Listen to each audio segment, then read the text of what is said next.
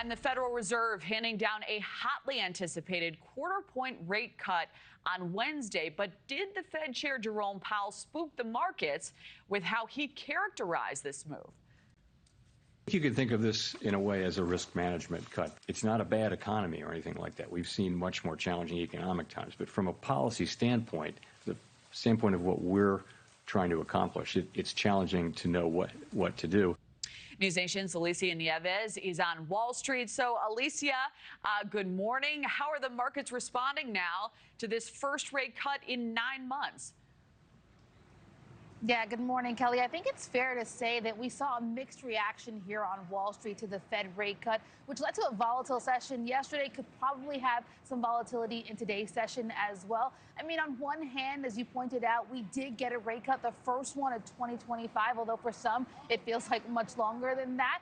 It was this 0.25% rate cut, but on the other hand, it was modest. And while that was, within expectations, it caused a pullback because of some of those comments by Fed Chair Powell. He basically signaled that the cut that we saw may not be the start of some long rate cutting cycle that most of the markets and even many consumers were hoping for, right? Rates have been double this past year what we saw just about 5 years ago. So as a result, markets closed yesterday mixed, mostly to the downside. You had the NASDAQ lower, the S&P 500 lower.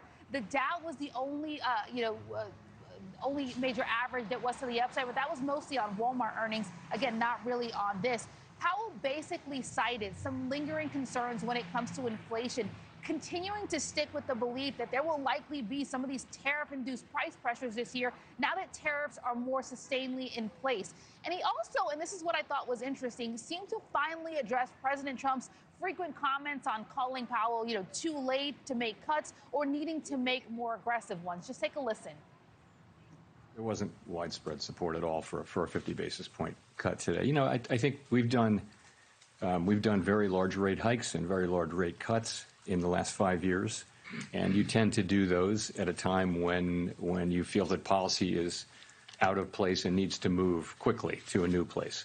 That's not at all what I feel certainly now. I feel like our policy has been doing the right thing so far this year. I think we were right to wait and see how tariffs and inflation and the labor market evolved.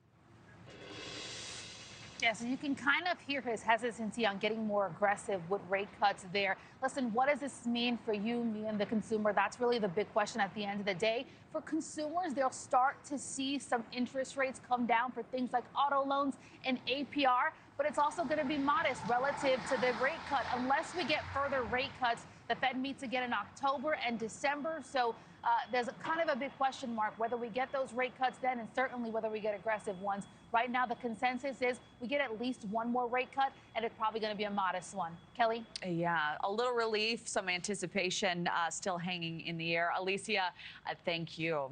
Thank you for watching. Subscribe below and download our NewsNation app right now on your phone, and you will get fact-based, unbiased news for all Americans.